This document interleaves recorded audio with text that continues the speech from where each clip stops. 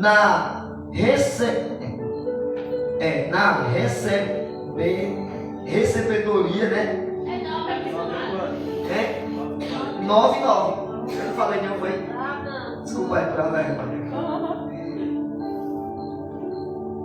E Jesus, passando adiante dali, viu assentado na a palavra que é complicada na minha língua, recebeçaria, um homem chamado Mateus, e disse-lhe: segue-me. E ele levantou-se e seguiu. Irmão, eu acredito que os apóstolos, tudinho, o que tinha que abandonar Cristo e tinha que ser uma decisão mais difícil, era a de Mateus. Lucas vai falar do nome Levi. Marcos também vai falar do nome Levi. Quem era Mateus? Mateus, ele não era um pescador. Quem era Mateus? Mateus, ele era um publicano. E o publicano, para abandonar a prática dele, a profissão dele para seguir Jesus, era mais difícil, irmão. Por quê?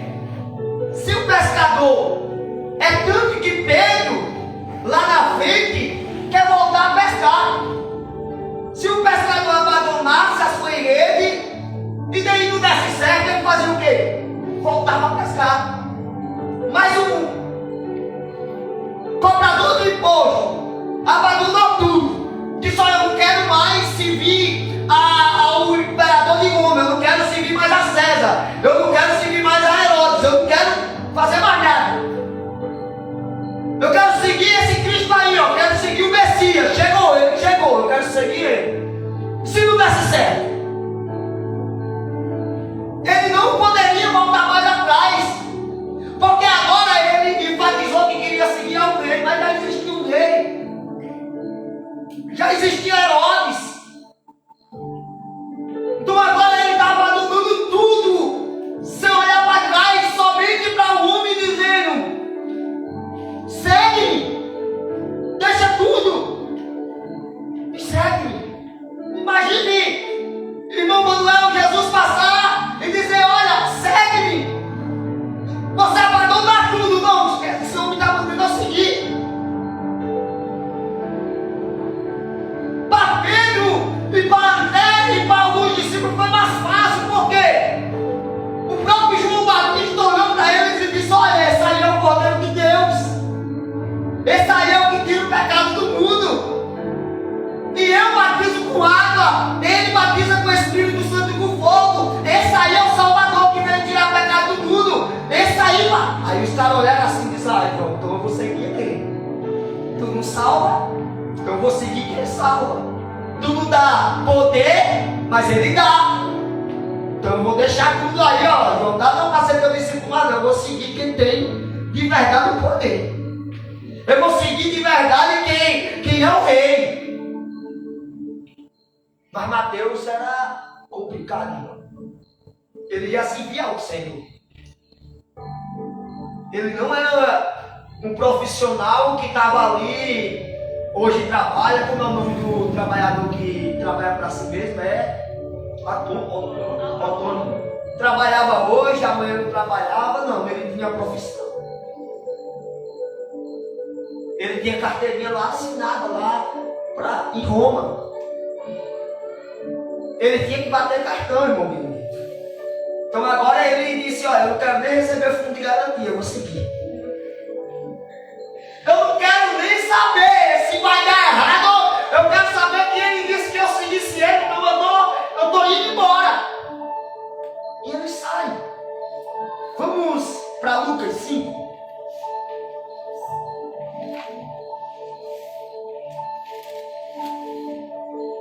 O significado do nome Mateus é presente do Senhor. Olha, presente do Senhor. Olha que coisa linda, irmão. O presente do Senhor era o outro nome, Levi. O publicano, isto o coloca, coletor de imposto, que deixou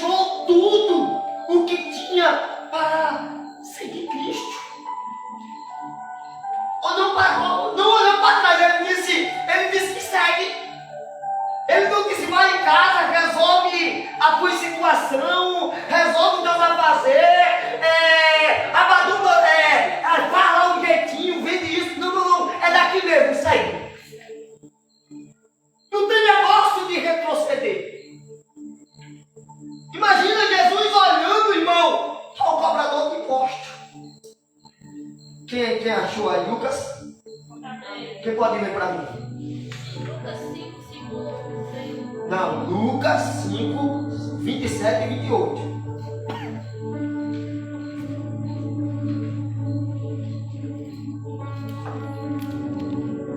Depois disto, saiu e viu um publicano chamado Levi, assentado na recebedoria,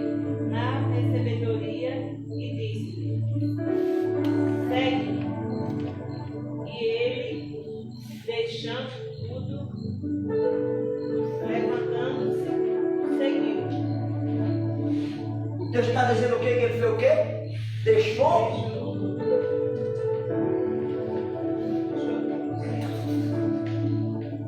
Levantou-se imediato, só pegou uma palavra: segue! Ele olhou e disse: tá bom, tá mandando eu seguir, eu vou seguir. Deixou. Levi, olha que Lucas já traz a referência de Levi, mas o próprio Mateus, ele traz a referência de Mateus, o publicano. Ele faz questão de esclarecer quem era ele. Só Mateus, o publicano, porque o publicano não era bem visto. O publicano, ele é aquele Zaqueu, ele não era bem visto. Tinha um publicano que se aproveitava, César mandava cobrar tanto, 10, ele cobrava 20, como o Zaqueu estava fazendo. Mas vamos trazer mais referências?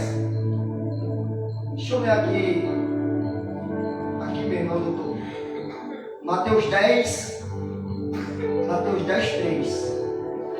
Filipe e Bartolomeu, Tomé e Mateus, o publicano. Olha, é interessante que quando cita a missão dos 10, faz questão de dizer Mateus, o publicano. Olha aqui, ó. Não faz questão de falar a profissão de Filipe. Pode ler o texto aí comigo, no 3.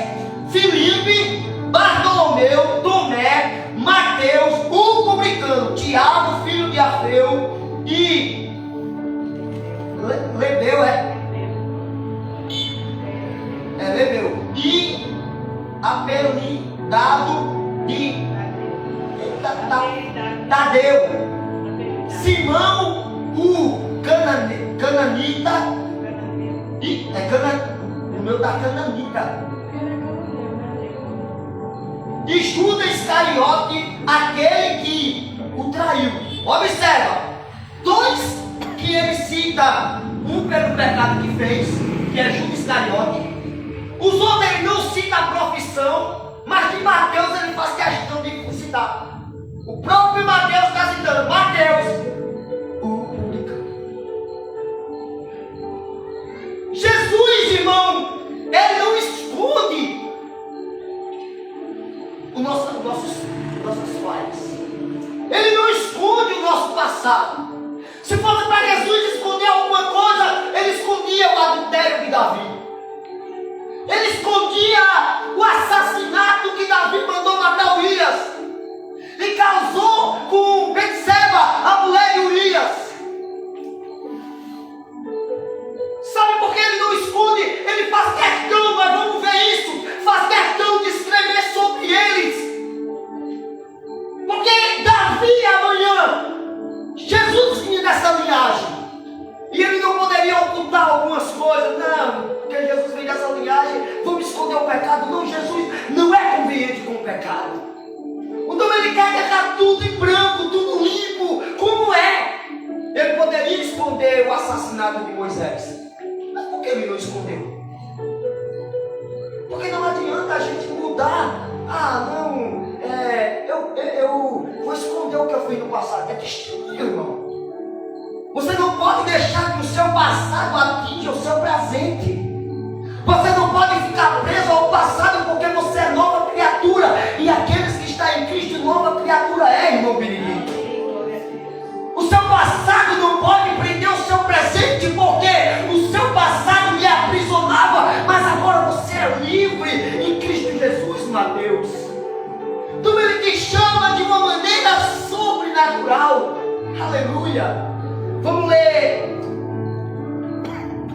Qual que eu disse? Marcos 3,18. Aí alguém abre em Lucas 6,15 e outro abre em Atos 1,13. A gente fica na dinâmica. Primeira palavra é 6,15, né? E Marcos e Lucas. Não, primeiro Marcos 3,18. Quem abriu?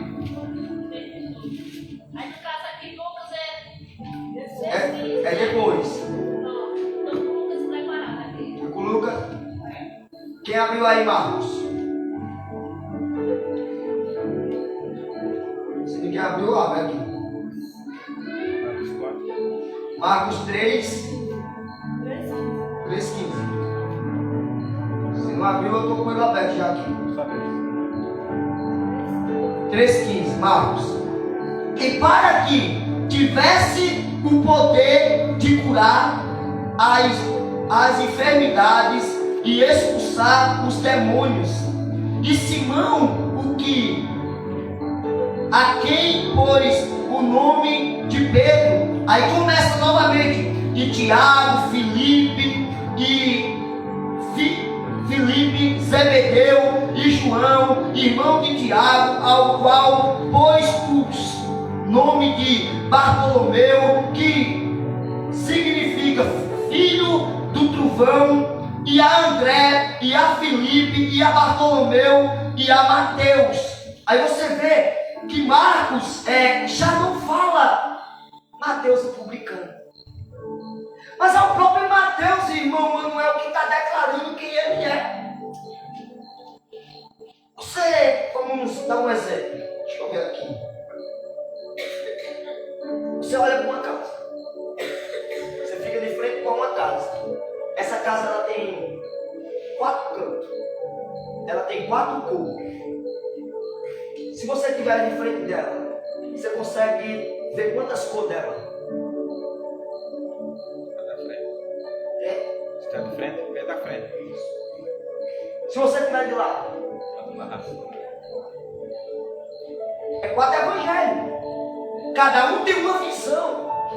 Não tem como você ter a mesma visão. Vai depender do ângulo que você se encontra, meu amigo. Vai depender da posição. A casa é roxa, atrás é verde, de lado é amarelo, do outro lado é vermelho. Aí daqui a pouco a irmã Jocelyn, rapaz, eu vi lá a casa vermelha. Aí o irmão Manuel passa, não, mas eu vi uma roxa. Mas é a mesma casa. Aí o menino, não, eu vi amarela, mas é a mesma casa. Aí o outro diz, só falta pouco, eu falei que eu já até esqueci. Branca, vamos lá, branca. Aí o outro diz, eu vi branca. Mas cara, mas não dessa casa. É em tal canto, na casa de tal fulano, eu passei por lá no instante, a casa tá branca, rapaz. A coisa ele já mudou de cor, que eu vi amarela. Aí o outro diz, tá doido, eu vi lá vermelha, rapaz. Tudo não. Eu passei agora mesmo e vi roxo. Mas porque passou por caminhos diferentes e em ângulos diferentes. Então o evangelho não tem contradição. Tem a posição que um viu. Escreveu olhando as pessoas saindo da cidade. Outros escreveu as pessoas entrando na cidade. Outros escreveu na beira do caminho. Outros escreveu já dentro da cidade. Mas o que importa é que no final a gente olha e tudo leve a Cristo. Não vai existir contradição nas palavras do Senhor. Quem pode abrir aí em mim? Lucas, não? Lucas 6,15. Eu não li. Eu li do 15 ao 18, não foi? De Lucas? Lucas 6,15. Quem pode ler? Eu estou aqui, não estava preparado. Então lê. Mateus e Tomé, Tiago, filho de Alfeu, e Simão, chamado Zelote. Falou Mateus aí. Não foi Lucas? Não. E Lucas? Mas falou o nome de Mateus aí? Falou? Não, falou não. Falou. Início de Mateus, Tomé. Exatamente. Olhe que o nome continua. Agora quem pode abrir Atos? 1:13.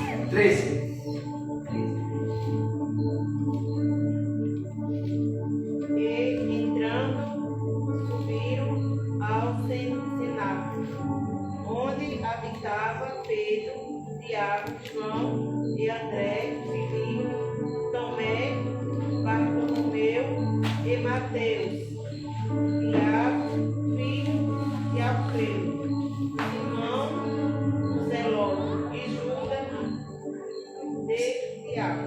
Então, mais uma observação. Dos 4 evangelhos, e ainda incluindo Atos dos Apóstolos, a gente vamos ver que só um atribuiu ele a Levi, que foi Lucas, e o único que atribuiu ele a um publicano foi o próprio Mateus falando. Ele próprio declarando como foi que ele foi chamado. Jesus ia passando e disse: segue.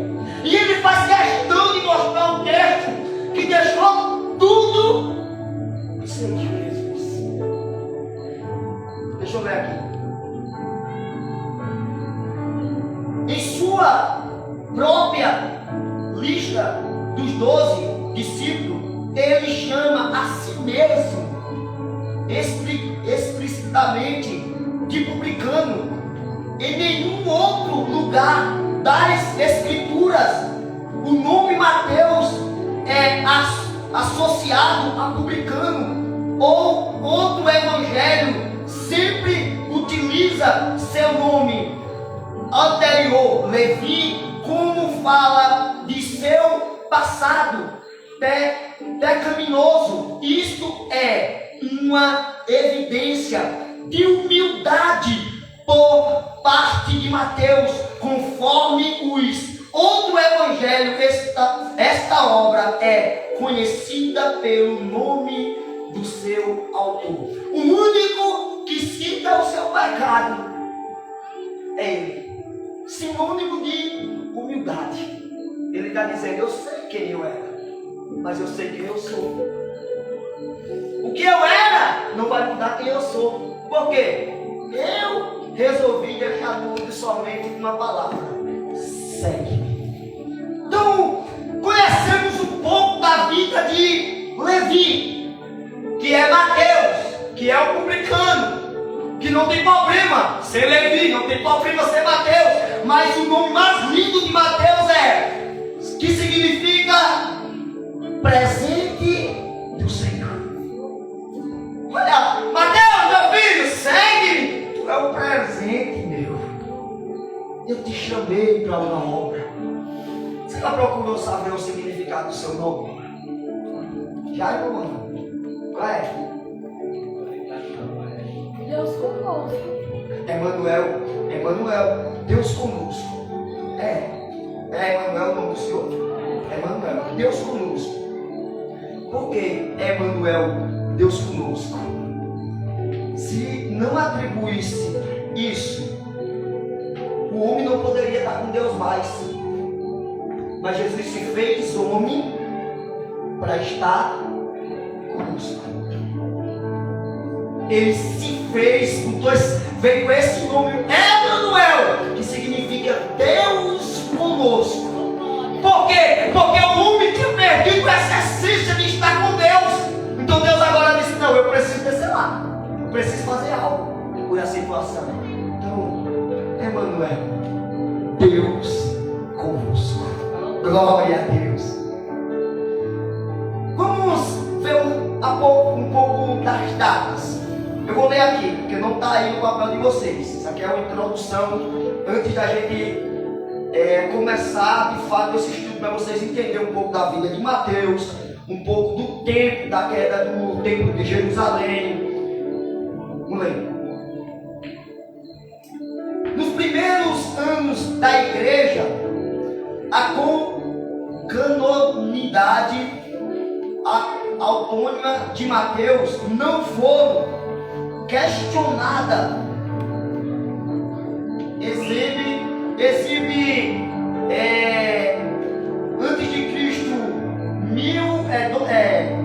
265 a 339. Antes de Cristo, irmão, antes de Cristo, as datas eram voltando.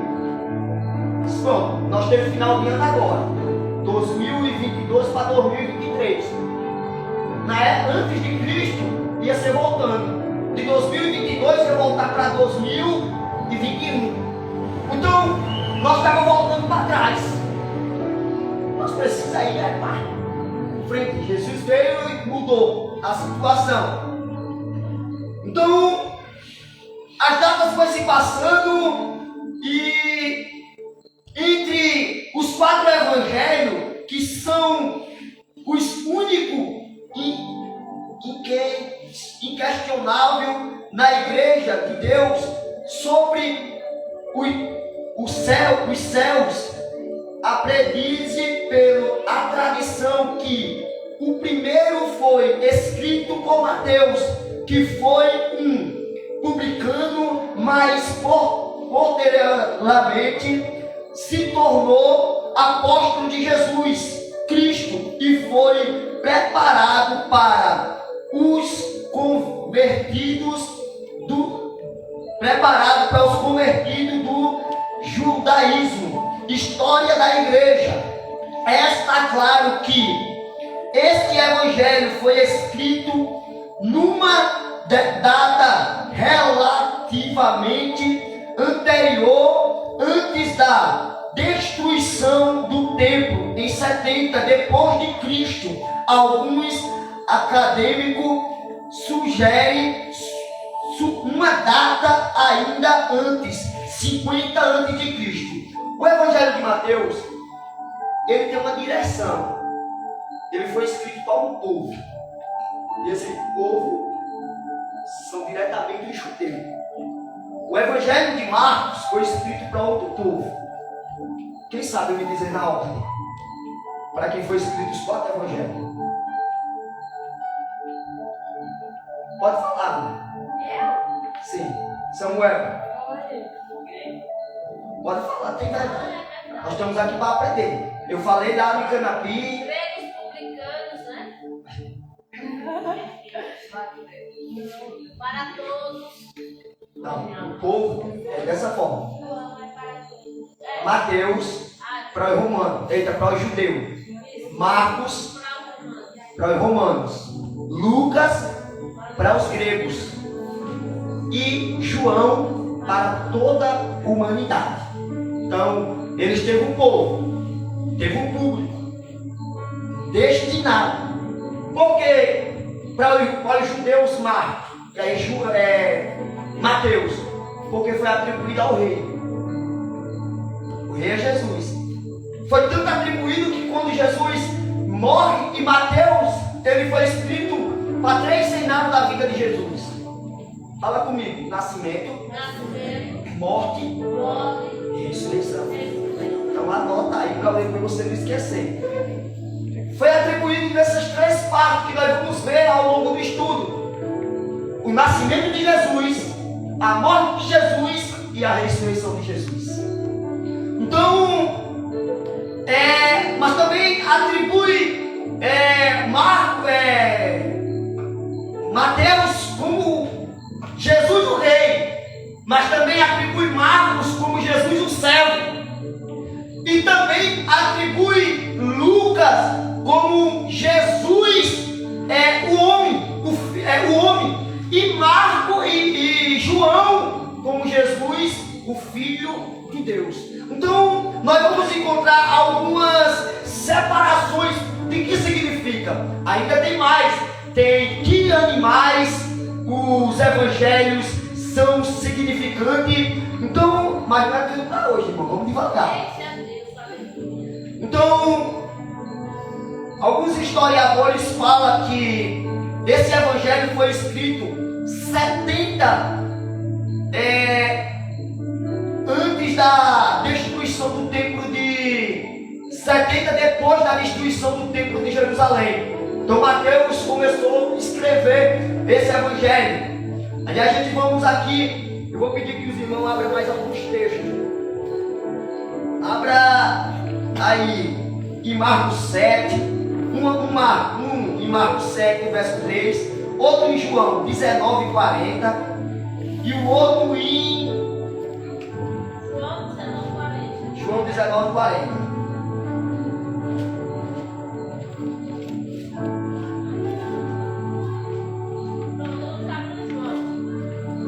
E outro em João 20, 19. Marcos 7, 3. Pode ver aí. Porque os fariseus e todos os judeus, conservando a tradição dos antigos, não comem sem lavar as mãos, muitas vezes.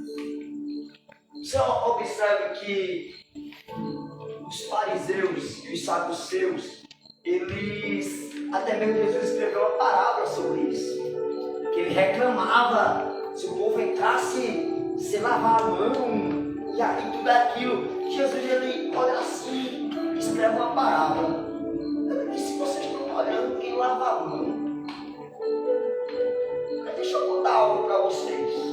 O que contamina não é o que entra, mas é o que sai. Vocês estão olhando para a mão dos outros, quanto coração que vocês estão podres. Ele começa a dar pancada. Que Jesus era daqueles que ele apertava com, como é que eu posso dizer, com piqueta. Então já vai sair dali regocijado. Que eram palavras que penetravam dentro da alma, igreja. Mas para a gente entender isso que a nossa irmã leu, deixa eu ler algum contexto aqui. A característica judaica do Evangelho de Mateus é notável. Isso fica evidente já na genealogia inicial que Mateus remota apenas até Abraão em contrapartida, Lucas, com o objetivo de mostrar Cristo como o Redentor da humanidade, segue o caminho todo até Abraão. De certo modo, o propósito de Mateus apresentar um foco mais específico, demonstrando que Cristo é o Rei e o Messias de Israel. Este Evangelho cita mais de 70 vezes, escreve isso aí, cita mais de 70 vezes passagens proféticas do Antigo Testamento. Então você guarda isso aí, que esse Evangelho de Mateus, ele cita mais de 70 vezes passagens proféticas, ao qual nós vamos encontrar logo de cara, eu até marquei, no primeiro capítulo de Mateus, ao segundo nós já encontramos 4 passagens proféticas, da onde ele cita: foi escrito para se cumprir o que os profetas falavam lá atrás. Então, um ponto: Jesus, ele não veio para acabar com a lei, mas ele veio para cumprir ela. Ele não veio para acabar com o Velho Testamento, mas ele veio para cumprir o que foi falado no Velho Testamento a respeito dele. As pessoas muitas vezes querem atribuir: não, nós estamos vivendo um vinho novo. Ah, não, porque agora temos que viver pelo tempo da graça. Sim, irmão, o mesmo Deus, ele não mudou. Ele trabalhou de Gênesis a Apocalipse. Porque se ele mudasse, pronto, o Deus que fez a criação, ele se acabou, ele ia levar tudo. Foi ele que criou. Então ele é o mesmo, irmão. Jesus, ele estava lá no haja, não acontece. Os 3 primeiros versículos de Gênesis, a gente vê que a Trindade se encontra ali presente. O primeiro versículo vai dizer o quê? No princípio criou Deus os céus e a terra. No segundo capítulo vai dizer: a terra era sem forma e vazia, e o Espírito de Deus pairava sobre as águas. O terceiro versículo vai dizer: e disse haja luz. Agora me diga, qual era? Não onde está cada um da Trindade desses 3 versículos? Está muito fácil, irmão. Fala comigo: Deus no primeiro versículo, na onde diz que criou os céus e a terra. O Espírito Santo no segundo versículo, preparando a terra como uma galinha prepara por 21 dias os seus ovinhos para daqui a pouco acontecer o haja. E daqui a pouco Jesus aparece, aí ele diz, haja luz. Então a Trindade sempre esteve presente, irmão. No Novo Testamento, no Velho Testamento, ele sempre esteve junto. Um trabalho de equipe. Por quê? Os três, logo nos 3 primeiros versículos. Para mostrar, os três é um só. Mas ali está um trabalho em conjunto. Um fez o céu e a terra. Mas o outro trabalhou pairando sobre ela. E o outro disse, haja luz, meu negócio. Estava lá, e a luz estava lá. Então, deixa eu ver aqui, não foi que eu parei aqui, meu Jesus. Quem se lembra, quem se lembra?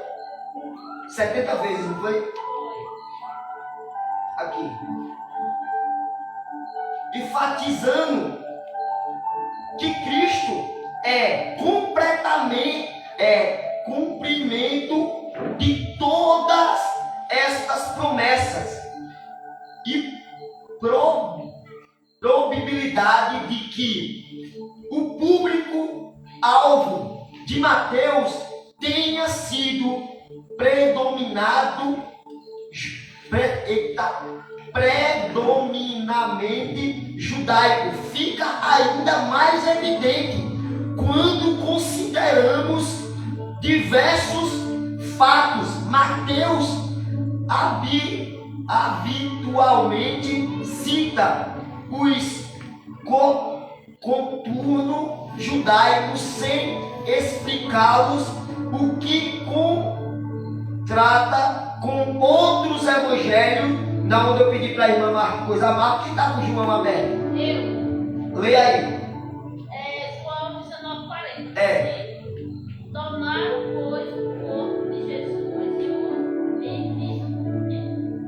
e o envolveram em lençóis com as especiarias, como os judeus costumam fazer na preparação para o sepulcro. O 40. O senhor já observa que é um costume judaico. De envolver, morreu, envolver ali, limpar, botar o negócio tudo arrumadinho. E é engraçado, eu estava orando hoje e eu estava me lembrando desse texto.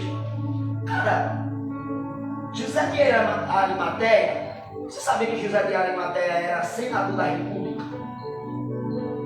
E Nicodemos, quando Jesus morre, eles automaticamente, Nicodemos foi aquele que foi ter com Jesus à noite.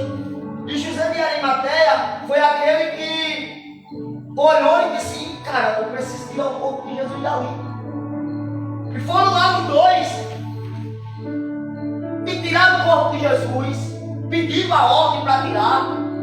O rei olhou e disse, leva, já está morto mesmo, leva. Mas José de Arimateia, ele tinha um sepulcro preparado que nunca foi usado. Primeiro tópico que eu quero colocar: Jesus não divide ambiente com ninguém. Então ele cedeu um sepulcro que nunca foi usado. Como é que ele está? Um sepulcro virgem. Porque tem sepulcro aqui que é de uma família toda, mas foi feito e não foi usado. Então, agora, José de Arimateia cede o sepulcro, ainda compra mirras, os melhores perfumes, não só quem tinha condição de comprar esses perfumes, era quem tinha condições mesmo. E o perfume que Jesus foi envolvido, foi limpado, foi embalsado com ele, irmão, só era perfume que um rei poderia usar. Só quem tinha condições de usar esse tipo de perfume é exatamente o rei. E José de Arimateia está dizendo, nós estamos exatamente embalsando o rei. Aí o tempo passa, José ele é colocado lá no sepulcro. Mas vamos entender algo. Por mais que ele esteja cheiroso, mas irmão, 3 dias depois, o corpo está fedendo, sim ou não? Não, se ele tivesse morto, estava. Se ele tivesse morto, estava. Porque ele morreu. Então, ali é que aconteceu mesmo, gente.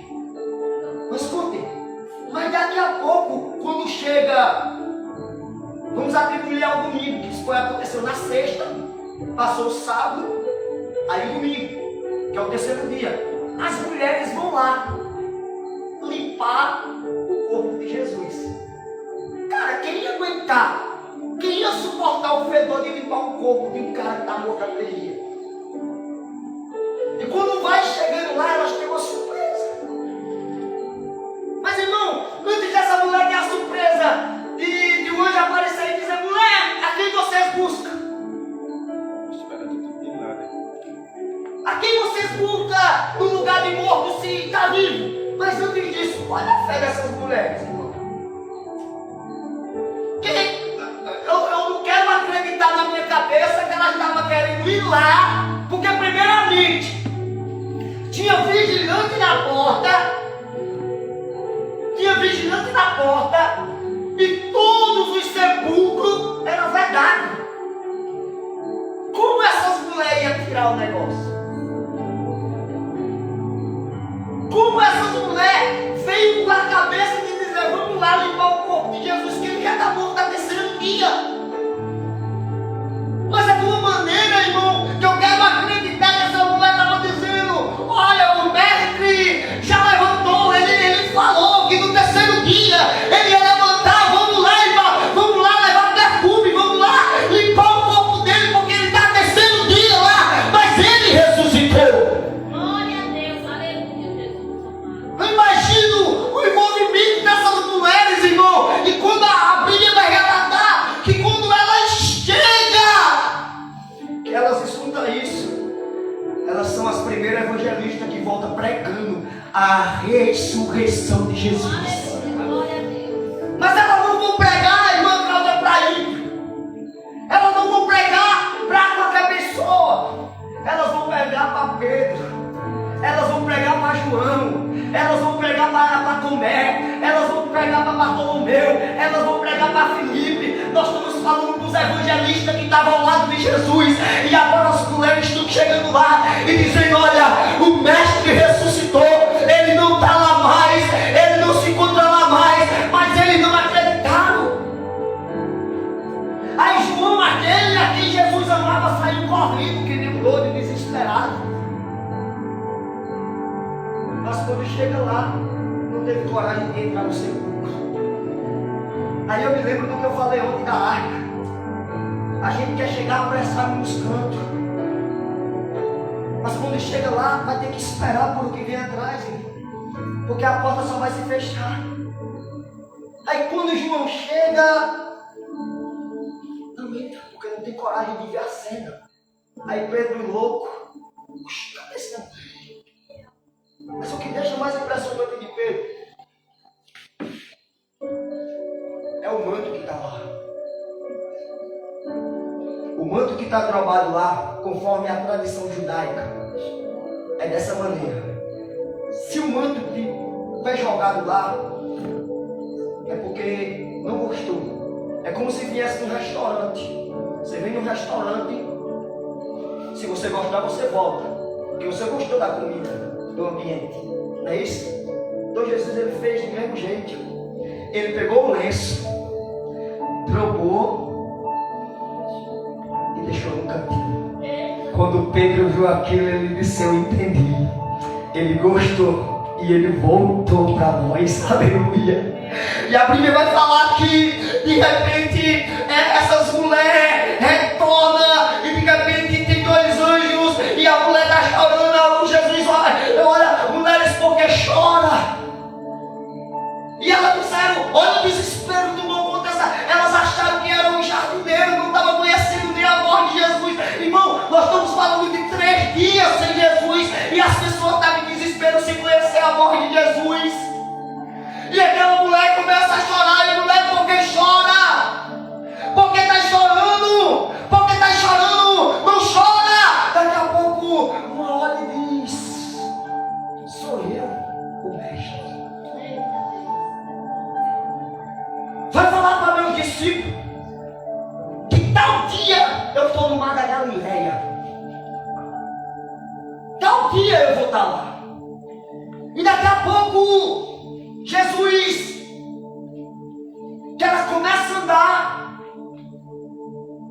ele fala: ei, mas fala para Pedro que eu quero falar com ele. Por que ela fala para Pedro? Pedro não se sentia mais discípulo. Pedro não se sentia mais um apóstolo. Ele negou o mestre. Ele não se sentia mais parte daquela igreja. Mas Jesus estava dizendo: você pode até não se sentir, mas você ainda é. Glória a Deus, aleluia. Jesus tem o primeiro encontro com eles. Jesus se encontra com eles no mar da Galileia, restaura Pedro. Imagino eu, quando Jesus tem o primeiro encontro antes do mar da Galileia, que a porta está fechada, irmão Manuel, os discípulos tudo desesperados, porque eles estavam com medo. E a porta fechada, e ele diz: ninguém abre. E eles não davam fechadura. Em Roma, o negócio era triste, eles não davam fechadura mesmo. Rapaz, vamos travar o negócio direitinho, daqui a pouco, tudo travado, e Jesus entra. Esse cara passou. Jesus entrou sem precisar abrir a porta. Porque Jesus estava com o corpo, irmã José, glorificado. E é esse corpo que a igreja vai receber nos últimos dias. É esse corpo que nós vamos estar com o corpo glorificado, porque não negamos o nome de Jesus. Porque resolvemos ficar na presença de Jesus, resolvemos viver a presença de Jesus, e Jesus naquele momento, igreja, ele inicia aquele zume de alegria de novo, aquele zume, irmã Cláudia, estava completamente, ele disse: acabou, nós não vamos pregar Jesus mais.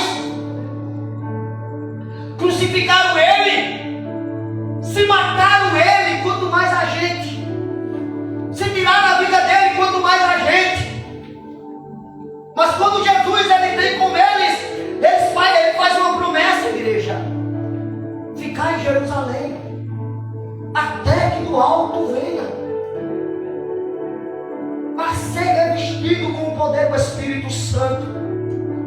Isso foi que acendeu a chama nesse zumo de dizer: não, se ele voltou e está dizendo que nós fiquemos em Jerusalém, porque ele está dizendo ficar um pouco em Jerusalém, até que do alto venha. 10 dias se passou até a promessa se cumprir. Mas por que essa promessa não poderia se cumprir ainda, irmã? Porque Jesus estava na terra ainda.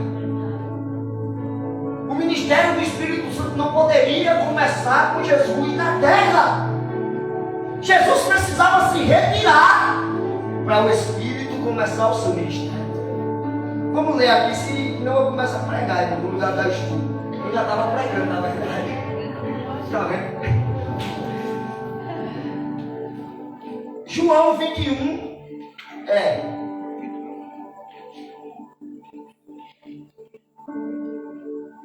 João 21, meu Deus. Não, é Mateus 1,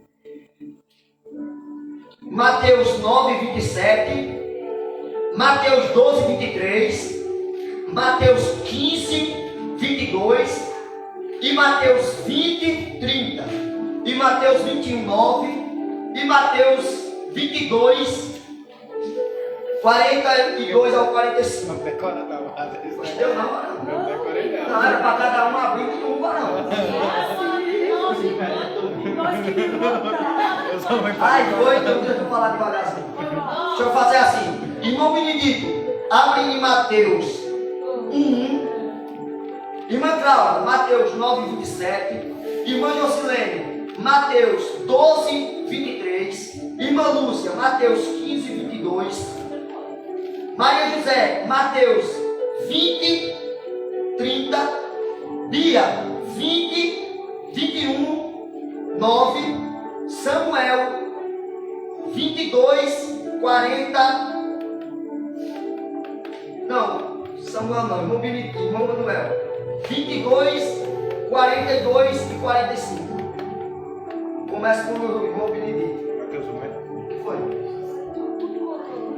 Cadê sua Bíblia? Pois, não sei mais pra frente, se não vai ler, pelo menos escute. Mateus 1. Mateus 1, leia aí. Esta é a lista dos antepassados de Jesus Cristo. Davi, que era descendente de Abraão. Como é, irmão Benedito está aí? Deixa eu ler aqui em voz alta. Deixa eu estou em marca. Peraí, deixa eu ver aqui. Livro da genealogia de Jesus Cristo, filho de Davi, filho de Abraão. Abraão gerou Isaque, Isaque gerou Jacó, Jacó gerou Judá. Mas só vou ficar até aí, que é só o primeiro versículo. Então você observe que o livro inicia com a genealogia. Como Jesus, filho de Abraão. Por que filho de Abraão? O cumprimento de uma promessa.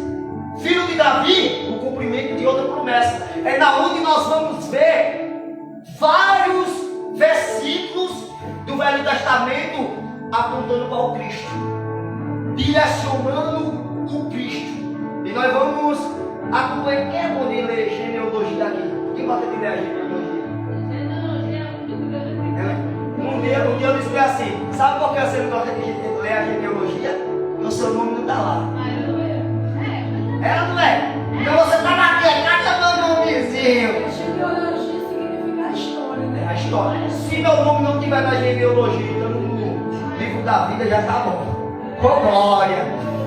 Quem lê aí o outro? Mateus 27. É assim. É a senhora? Eu vim pegar os E quem é o 9? Mateus 9, 27, filho. É. Eu leio.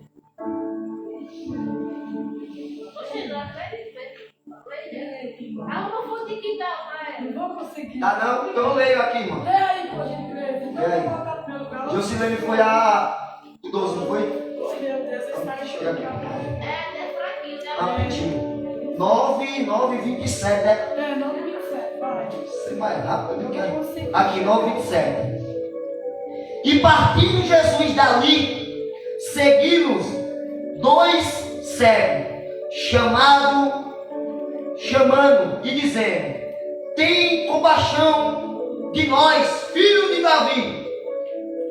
E quando... não é só até aí.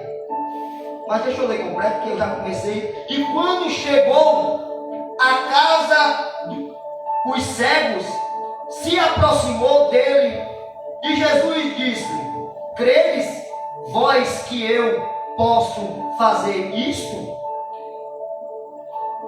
E declarou-lhes eles: sim, Senhor.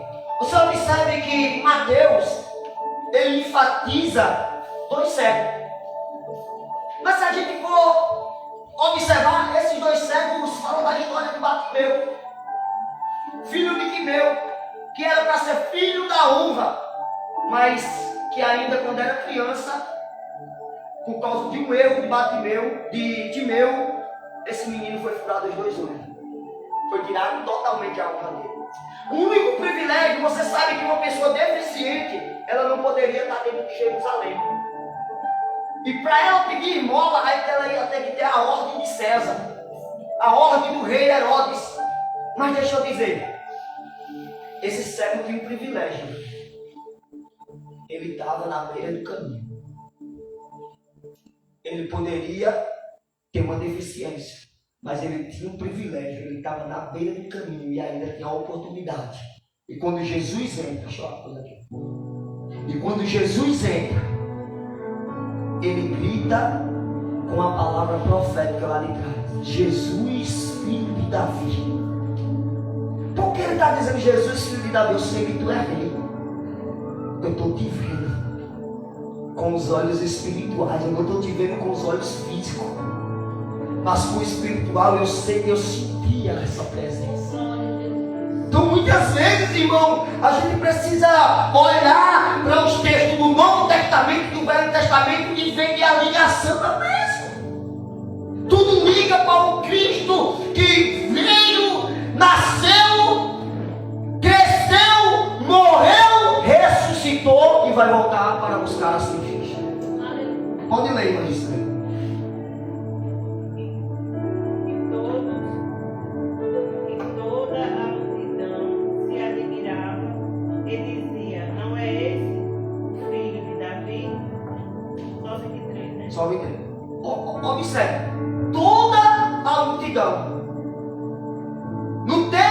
anterior que eu li, falou que era só os cegos. Jesus, filho de Davi. Mas agora, irmão do Deus, o povo está olhando a conduta e a andada de Jesus, está dizendo, não é esse aí, o filho de Davi. Mas as pessoas conheciam que ele era filho de José, marido de Maria, o carpinteiro. Mas as pessoas com os olhos espirituais e que lia as escrituras, que lia o Velho Testamento, que lia os Pentateucos, estavam dizendo, isso aí é o que os profetas falam desse cara, irmão. Esse cara aí é diferente. Mas por que eles viam isso? E no final só 12 seguiam Jesus. Porque as pessoas querem aproveitar, irmão. Querem os milagres de Jesus, mas não querem de fato Jesus. E quando a gente olha, não foi simplesmente os discípulos que escolheu Jesus, mas foi Jesus que escolheu os discípulos. Ele olhou e disse, sério, olha, larga a tua rede, porque eu não quero que tu seja pescador de peixe mais não. Agora tu vai ser pescador de homens. Mas depois, irmão Manuel, ele foi mais profundo. Pedro, tu agora não é pescador de homem não, tu agora é pescador de almas. Homens falha, o valor está na alma. Aleluia. Quem foi que ficou para ler o texto? Que eu já passei. Mas não, vamos ler só esses. O 20, verso 30. Vai, irmã Lúcia. Eita, foi, lê aí.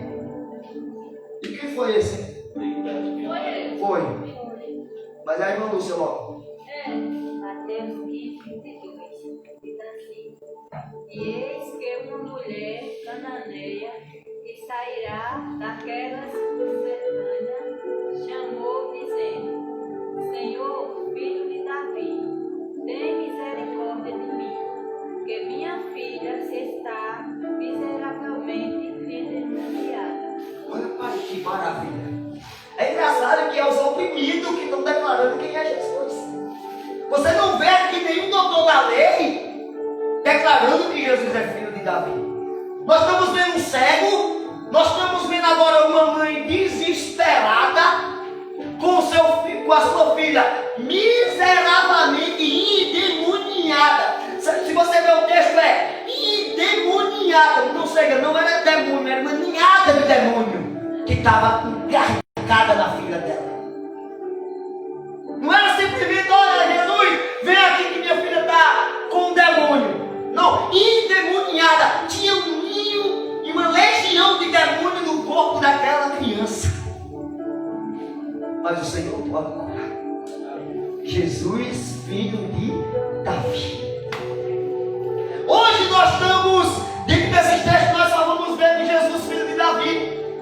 No próximo estudo vamos ver Jesus da linhagem de Abraão. E daqui a pouco nós vamos orar no céu, igreja. O 20, verso 30.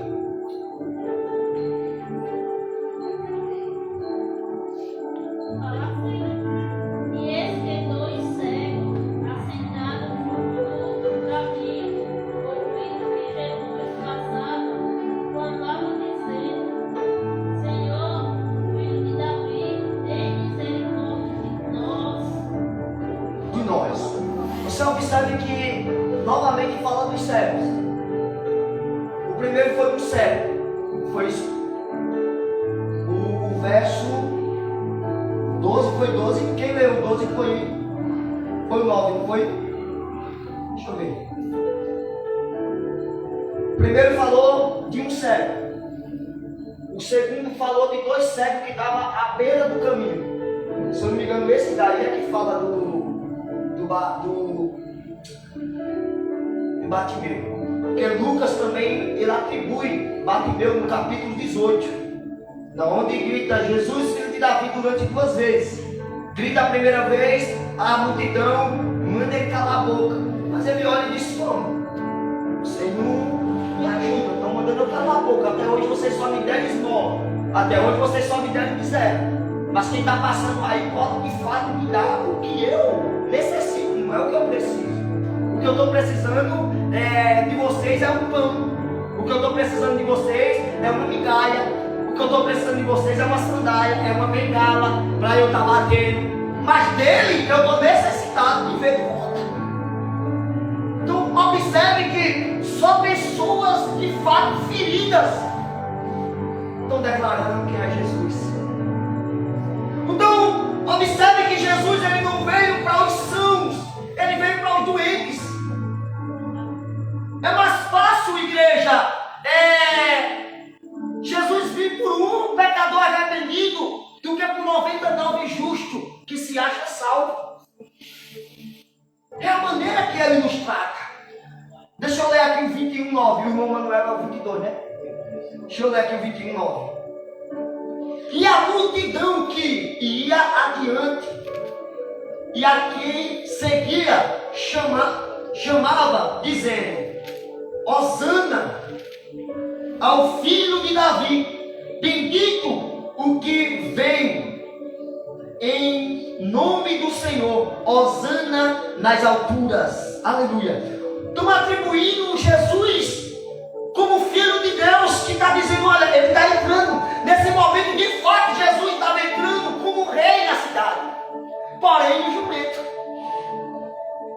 A expectativa, irmão Manuel, que o judeu esperava do Messias vir, era o Messias estabelecer o seu reino em Jerusalém, era o Messias entrar no triunfo em Jerusalém, mas ele não imaginava o cara entrar em um jumento, balançando folhas de palmeira. E o povo, Hosana, isso aí é que Deus botou pra gente. Sabe por quê? Porque as pessoas olham para Jesus como um materialista. Mas ele veio com humildade, irmão. Ele não veio sentado no alto sublime trono. Ele vai vir. Ele veio no alto sublime trono. Mas a primeira entrada dele foi uma entrada triunfal. Ele não quis uma multidão dizendo: olha, vem aí o cara, o bacana, o melhoral. Não, ele está dizendo: vem aí mesmo aquele que anda no jumentinho.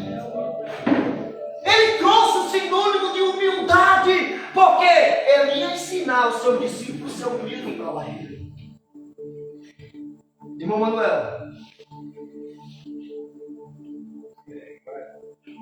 22, 42, né?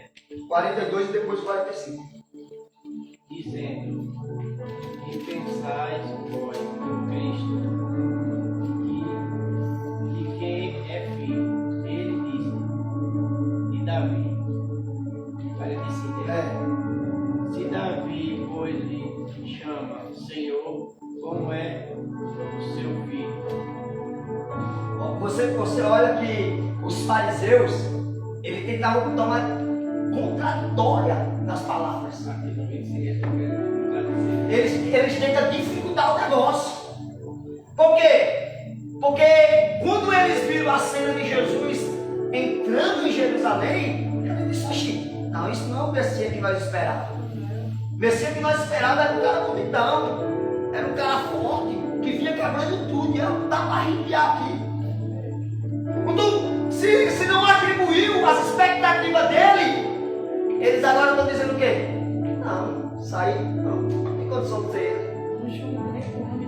Está entendendo? Então as pessoas sempre vão querer parar você na caminhada, sempre vão querer botar dúvida na sua identidade, mas Jesus sabia quem ele era, e aqueles que ele estava chamando, ele estava dizendo: quer vir, segue-me, olha as minhas condutas de vida, olha como eu vou andar e anda como eu andei, olha como eu vou orar e ora como eu orei, olha como os milagres acontecem, porque depois que eu for, vocês também vão fazer milagre.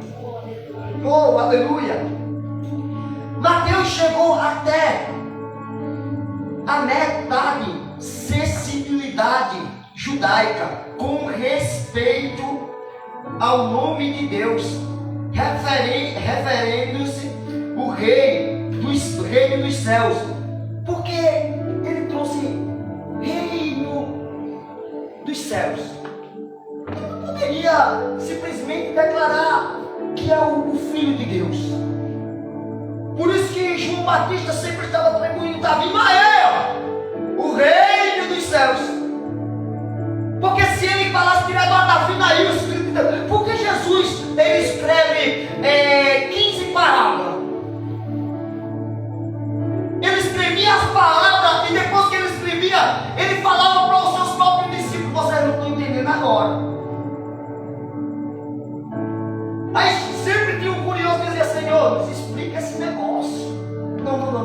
vocês saberem agora. Mas quando eu for, eu explico para vocês. Ele estava dizendo, olha, agora eu não posso explicar, mas quando eu for. E um dia questionaram, porque Jesus... Vamos até fechar aqui. Deixa eu ver aqui onde nós parou. Nós parou no 22, né? No 24, não, no 22. Depois nós damos continuidade no próximo estudo. Vocês viram que não citou nada aí, nós só estamos na introdução, viu? Então o negócio é mais profundo. Eu estava falando o que eu até me perdi agora. Sim, um dia Jesus estava numa festa, ele entrou num casamento. Aí alguém questionou. Olha, por que não ensina os seus discípulos a jejuar como o de João Batista? Ele olhou e disse, deixa eu contar um negócio para você. Como eu posso convidar as pessoas para vir para a festa e eles não desfrutar do banquete da festa? Hoje, eles estão só comendo do banquete, mas amanhã eles vão ter que ir lá. Hoje, eu estou dando pão para eles.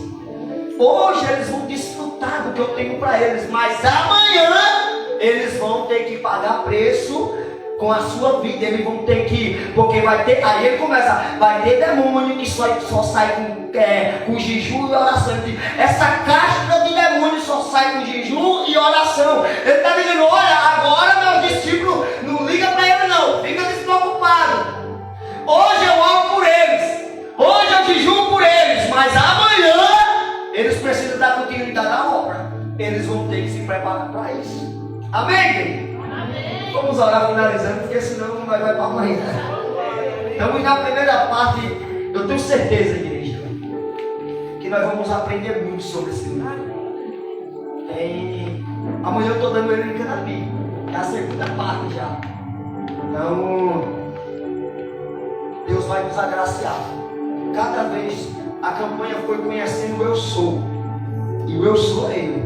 Mas agora nós estamos conhecendo o começo do ministério do eu sou. Mateus vai ensinar o que, igreja? O que foi que você aprendeu hoje?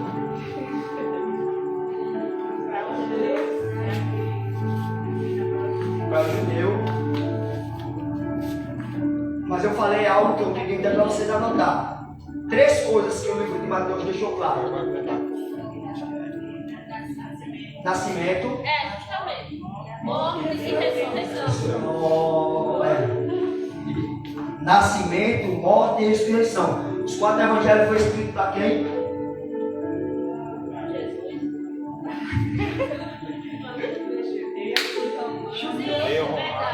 Judeus, romanos, grego, para todos. Agora eu quero na ordem. Mateus, Judeus, Marcos, Lucas, grego, João, toda a humanidade.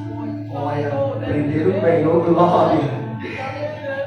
O próximo estudo eu já vou trazer os símbolos de animal que os 4 evangelhos também representam. Então vocês já vêm os lápis para vocês estar anotando e daqui para lá vocês vão preparar esboço para Deus usar vocês tremendamente. Vamos orar finalizando.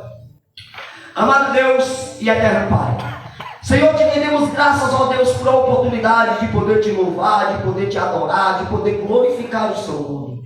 Obrigado, ó Pai, por esse momento de estudo bíblico. Obrigado por esse momento de oração. Porque, Senhor, a dinamite de poder é primeiramente a oração. E Deus, nos cabe, ó Deus, a sua palavra, Senhor, como ela é, ó Pai, não como a gente queira, Senhor. Deus, que a gente venha aprender mais de Ti, dentro do seu nascimento, ó Senhor, dentro, Senhor, da morte e dentro da ressurreição, ó Senhor. Que a gente, Pai, venha aprender e venha viver essa palavra de uma maneira sobrenatural. Pai, te pedimos e te agradecemos nessa noite para a glória do seu santo nome. A igreja pode dizer amém?